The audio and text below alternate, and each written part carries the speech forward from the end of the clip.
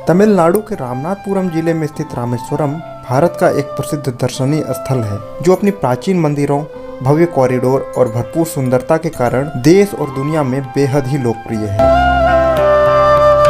रामेश्वरम 4 धामों में से एक धाम भी है और 12 ज्योतिर्लिंगों में से एक ज्योतिर्लिंग भी।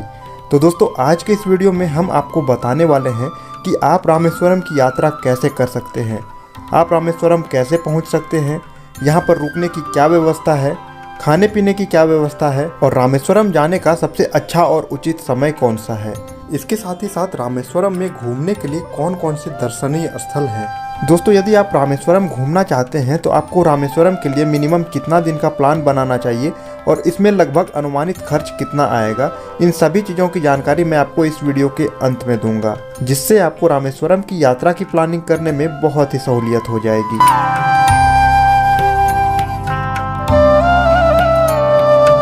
दोस्तों, जिस तरह से उत्तर भारत में काशी का महत्व है, ठीक उसी तरह दक्षिण भारत में रामेश्वरम का भी महत्व है। रामेश्वरम हिंद महासागर और बंगाल की खाड़ी से चारों ओर से घिरा शंख के आकार का द्वीप है। पौराणिक कथाओं के अनुसार भगवान श्री राम ने श्रीलंका से लौटते समय देवों के देव महादेव की इसी स्थान पर पूजा की थी और इन्हीं के नाम पर इस मंदिर का नाम रामेश्वरम मंदिर और इस द्वीप का नाम रामेश्वर द्वीप पड़ा है। चलिए दोस्तों, अब सबसे पहले बात करते हैं कि आप रामेश्वरम कैसे पहुँचें। रामेश्वरम पहुंचने के लिए आप बस, ट्रेन या फिर फ्लाइट तीनों ही माध्यमों का उपयोग कर सकते हैं। वैसे दोस्तों, रामेश्वरम में खुद का रेलवे स्टेशन है, लेकिन अभी पंबन ब्रिज में काम चलने के कारण यहां तक के लिए सीधी ट्रेन सेवा उपलब्ध नहीं है। तो रामेश्वरम पहुंचने के लिए अभी आपको उतरना पड़ेगा मंडपम स्टेशन में, जो कि रामेश्वरम से ठीक एक स्टेशन पहले है। और यदि यहाँ के लिए भी आपको ट्रेन नहीं मिलती है तो यहाँ के आसपास के सबसे बड़े स्टेशन आप मदुरई जंक्शन में उतर सकते हैं और वहाँ से बाय बस या फिर बाय टैक्सी बहुत ही आसानी से आप रामेश्वरम पहुँच सकते हैं। दोस्तों, यदि आपके शहर से मदुरई के लिए भी ट्रेन की डायरेक्ट कनेक्टिविटी ना मिले तो मेरा सजेशन यही रहेगा कि आप पहुँच जाएं चेन्नई एगमोर। चेन्नई एगमोर पहुंचकर बाय रोड आप बहुत ही आसानी से रामेश्वरम पहुंच सकते हैं। दोस्तों, अभी पंबन ब्रिज के समानांतर ही नए पुल का निर्माण हो रहा है और जल्द ही ये पुल बनकर तैयार हो जाएगा। दोस्तों, जब इस पुल से ट्रेन का परिचालन प्रारंभ हो जाएगा तो मेरा सजेशन यही रहेगा कि आप बाय ट्रेन ही रामेश्वरम पहुंचें, क्योंकि इस यात्रा में आपको भारत के सबसे लंबे समुद्र पुल का सुंदर नज़ारा देखने को मिलेगा, जो कि आपके लाइफ का एक बेहतरीन एक्सपीरियंस होगा। अब बात करते हैं बाय रोड की। रामेश्वरम चेन्नई से सड़क मार्ग द्वारा अच्छी तरह से जुड़ा हुआ है। चेन्नई से रामेश्वरम तक के लिए नियमित रूप से बसें भी चलती है। अगर आप अपनी पर्सनल गाड़ी से भी रामेश्वरम आ रहे हैं तो आप वाया मदुरई रामेश्वरम आ सकते हैं। इन सारे स्थानों से राज्य सरकार की बसें और ढेर सारी टैक्सियां भी उपलब्ध होती है। आपको जिनमें भी सहूलियत हो आप उनके सहारे रामेश्वरम पहुंच सकते हैं। अब बात करते हैं दोस्तों तीसरे विकल्प की, वो है बाय फ्लाइट। रामेश्वरम के सबसे नज़दीक मदुरई एयरपोर्ट है, आप यहां तक बाय फ्लाइट आ सकते हैं। इसके बाद आपको बस, टैक्सी या फिर ट्रेन द्वारा मदुरई से रामेश्वरम पहुंचना होगा। मदुरई से रामेश्वरम का बस किराया लगभग 300-350 रुपये प्रति व्यक्ति है। अगर आप चाहें तो यहां से प्राइवेट टैक्सी भी ले सकते हैं। दोस्तों, यदि आप भी रामेश्वरम की यात्रा करना चाहते हैं तो सबसे पहले आपके लिए यह जान लेना आवश्यक होगा कि रामेश्वरम जाने का सबसे अच्छा समय क्या है। दोस्तों, वैसे तो सालों भर पर्यटक रामेश्वरम की यात्रा करते हैं, लेकिन अक्टूबर से लेकर मार्च तक का मौसम रामेश्वरम की यात्रा के लिए सबसे अच्छा मौसम माना जाता है, क्योंकि ये समय ठंड का मौसम होता है और इस समय आपको दक्षिण भारत में ना ज़्यादा ठंड ना ज़्यादा गर्मी देखने को मिलेगी। मार्च के बाद से गर्मी स्टार्ट हो जाने के बाद ह्यूमिडिटी काफ़ी ज़्यादा हो जाती है और गर्मी के मौसम में आपको घूमने में सहूलियत नहीं होगी। चलिए दोस्तों, अब बात करते हैं यदि आप रामेश्वरम पहुंच जाते हैं तो आप रामेश्वरम में कहां ठहरें। दोस्तों, रामेश्वरम में रुकने के लिए आपको 3 विकल्प मिलेंगे। पहला विकल्प है धर्मशाला, जो कि आपको सबसे कम किराए पर मिल जाएगा और ये धर्मशालाएं आपको मंदिर परिसर के आसपास ही आधे से 1 किलोमीटर के दायरे में मिल जाएंगे। दोस्तों, यहाँ पर एक दिन का रूम का किराया लगभग 300-400 रुपये का होता है।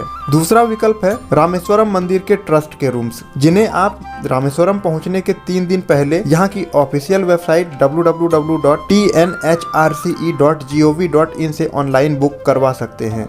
दोस्तों, ट्रस्ट के रूम से उपलब्ध कराए जाने वाले रूम का किराया लगभग 500 रुपये होता है। और तीसरा विकल्प है प्राइवेट होटल्स। अगर आपको धर्मशाला या मंदिर के ट्रस्ट के रूम नहीं मिलते हैं तो आपको रामेश्वरम में बहुत से प्राइवेट होटल्स मिल जाएंगे जिनके रूम का किराया 700-800 रुपये से लेकर 2500-3000 हज़ार तक का होता है। अब बात करते हैं दोस्तों रामेश्वरम में खाने पीने की। रामेश्वरम में आपको खाने पीने में भी 2 विकल्प मिलेंगे। पहला विकल्प तो ये है कि यहाँ पर मंदिर ट्रस्ट की ओर से लंगर चलाया जाता है। आप लंगर में जाकर भोजन ग्रहण कर सकते हैं और यहाँ पर खाने की टाइमिंग सुबह के 11 बजे से लेकर दिन के 3 बजे तक रहती है। और दूसरा विकल्प है प्राइवेट होटल्स या रेस्टोरेंट। यहाँ पर आपको बहुत सारे होटल्स और रेस्टोरेंट्स मिल जाएंगे जिनमें आपको अच्छा खाना मिल जाएगा। 100, 150, 200 रुपये में आपको थाली सिस्टम के हिसाब से अलग अलग खाना मिल जाएगा। तो इस प्रकार आप यहाँ पर खाना पीना खा सकते हैं। चलिए दोस्तों अब बात करते हैं, अगर आप रामेश्वरम पहुँच गए हैं तो यहाँ पर मंदिरों के दर्शन आप किस प्रकार से करें। दोस्तों रामेश्वरम पहुँच के आपको मुख्य मंदिर के दर्शन करने से पहले सबसे पहले अग्नि तीर्थ नामक स्थान पर स्नान करना चाहिए, जो कि मंदिर परिसर से लगभग 150 मीटर की दूरी पर स्थित है। कहा जाता है कि जब भगवान श्री राम रावण का वध करके वापस आए थे तो इसी स्थान पर श्री राम ने स्नान किया था और तब से भगवान श्री राम के स्पर्श से ही यहाँ की लहरें शांत हो गई थी। अग्नि तीर्थ में स्नान करने के बाद जब आप मंदिर परिसर में दर्शन के लिए पहुँचेंगे तो उससे पहले वहाँ पर आपको एक बार फिर से यहाँ पर बने 22 अलग अलग तीर्थों के कुंडों में स्नान करना होगा। इन कुंडों में स्नान करने के लिए आपको यहाँ पर 25 रुपये प्रति व्यक्ति के हिसाब से शुल्क लिया जाता है। यहाँ पर आपको गवर्नमेंट के एम्प्लॉय मिल जाएंगे जो कि आपके ऊपर इन कुंडों के जल डालकर आपको स्नान करवाएंगे। इसमें आपको लगभग 30 से 35 मिनट का समय लग जाएगा। दोस्तों स्नान करने के बाद मंदिर परिसर में ही बने चेंजिंग रूम में आप अपने कपड़े चेंज कर लें और अपने सूखे कपड़े पहनकर मंदिर में दर्शन के लिए आगे बढ़ जाएं। दोस्तों रामेश्वरम मंदिर परिसर में शिव जी के 2 शिवलिंग हैं। एक माता सीता द्वारा रेत से निर्मित जिन्हें कि मुख्य देवता माना जाता है और इन्हें रामलिंगम नाम दिया गया है, जबकि दूसरा लिंग हनुमान जी कैलाश पर्वत से लाए थे जिसे विश्वलिंगम के नाम से जाना जाता है। कहा जाता है कि भगवान राम के आदेशानुसार हनुमान द्वारा लाए गए शिवलिंग अर्थात विश्वलिंगम की पूजा आज भी सबसे पहले की जाती है। दोस्तों रामेश्वरम मंदिर में ही भारत का सबसे बड़ा कॉरिडोर है जो कि बहुत ही खूबसूरत है। यहाँ पर मंदिर के अंदर आपको बहुत ही अद्भुत कारीगरी देखने को मिलेंगी। दोस्तों यहाँ पर मुख्य मंदिर में आप जाकर लाइन में लगकर दर्शन कर सकते हैं। तो दोस्तों यदि आप लाइन में नहीं लगना चाहते हैं तो वहाँ पर शुल्क देकर स्पेशल एंट्री दर्शन टिकट लेकर आप बहुत ही जल्दी भगवान शिव के दर्शन कर सकते हैं। दोस्तों मंदिर परिसर में ही लगे और भी मंदिर हैं, इन मंदिरों में जाकर भी आप दर्शन कर सकते हैं। दोस्तों इस दिन आपके पास समय बच जाएगा, तो अगर आप चाहें तो यहाँ पर आसपास के अन्य मंदिरों को भी घूम सकते हैं। दोस्तों अगर बात करें कि आपको रामेश्वरम में और कहाँ घूमना चाहिए तो सबसे पहले स्थान पर आता है पंचमुखी हनुमान मंदिर। यहाँ पर आपको एक हनुमान जी की बहुत बड़ी मूर्ति देखने को मिलेगी जिसके दर्शन आप कर सकते हैं। दूसरा स्थान है धनुषकोडी। दोस्तों रामेश्वरम से लगभग 20 किलोमीटर की दूरी पर स्थित धनुषकोडी एक शानदार पर्यटनीय स्थल है जो कि रामेश्वरम के दक्षिणी सिरे पर स्थित है। दोस्तों धनुषकोडी को भारत का आखिरी भूमि भी कहा जाता है। धनुषकोडी एक तरफ हिंद महासागर और दूसरी ओर बंगाल की खाड़ी से घिरा हुआ है। यहाँ का शांत वातावरण, साफ नीला पानी और नीला आसमान पर्यटकों को बेहद लुभाता है। दोस्तों यदि आप रामेश्वरम की यात्रा पर हैं या फिर यात्रा के लिए योजना बना रहे हैं तो आपको धनुषकोडी जरूर जाना चाहिए। अगला प्रसिद्ध स्थान है एडम्स ब्रिज। रामेश्वरम से एडम्स ब्रिज लगभग 36 किलोमीटर की दूरी पर स्थित है जिसे राम के सेतु या फिर राम पुल के नाम से जाना जाता है।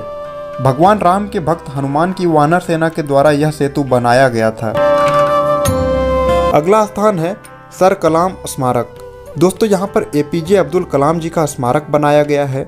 यहीं पर कलाम को उनकी मृत्यु के बाद दफनाया गया था, तो यहाँ पर भी जाकर आप उनको श्रद्धांजलि अर्पित कर सकते हैं। दोस्तों अब बात करते हैं कि रामेश्वरम में घूमने के साधन क्या हैं। इन सभी स्थानों में घूमने के लिए आपको मंदिर परिसर के पास अग्नि तीर्थ के पास से ही बस, टैक्सी या फिर ऑटो मिल जाएंगे। अगर आप ऑटो बुक करते हैं तो ऑटो वाले इसके लिए आपसे लगभग 1200-1300 रुपये किराया लेंगे और इसी किराए में आपको यहाँ पर आसपास के जितने भी तीर्थ स्थल हैं उन सभी स्थानों को घुमाकर शाम में वापस आपको मंदिर के पास छोड़ देंगे। अब बात करते हैं दोस्तों रामेश्वरम की यात्रा के लिए कितने दिन का स्टे है। अगर आप पूरी तरह से रामेश्वरम घूमना चाहते हैं तो इसके लिए 2 दिन काफ़ी होंगे। इन 2 दिनों के स्टे में आप रामेश्वरम मंदिर के साथ साथ यहाँ के आसपास के जगहों को भी बहुत ही आराम से घूम सकते हैं। दोस्तों वीडियो के लास्ट में अब बात करते हैं कि रामेश्वरम की यात्रा में लगभग कुल कितने रुपए का खर्च आएगा। बात करें दोस्तों रामेश्वरम में रहने, खाने पीने, घूमने इत्यादि के कुल खर्चे की, तो यहाँ पर आपका कुल खर्चा लगभग 2000 से 2500 रुपया प्रति व्यक्ति तक का होगा। ध्यान रखें दोस्तों कि इसमें आपके बाय ट्रेन, बाय रोड या फिर बाय फ्लाइट से आने का खर्चा नहीं जोड़ा गया है, और इस खर्चे में थोड़ा सा ऊपर या नीचे आपके खाने पीने या फिर रहने के कॉस्ट के अकॉर्डिंग हो सकता है। तो दोस्तों ये एक अनुमानित खर्च है। उम्मीद करता हूँ दोस्तों रामेश्वरम की यात्रा से संबंधित ये जानकारियाँ आपको पसंद आई हो। अगर वीडियो पसंद आई हो तो वीडियो को लाइक शेयर करें। इसके साथ ही साथ यदि आपको वीडियो अच्छी लगी हो तो कमेंट में हमें ज़रूर बताएं। तो मिलते हैं दोस्तों आपसे अगले वीडियो में। तब तक के लिए वीडियो में बने रहने के लिए आपका धन्यवाद।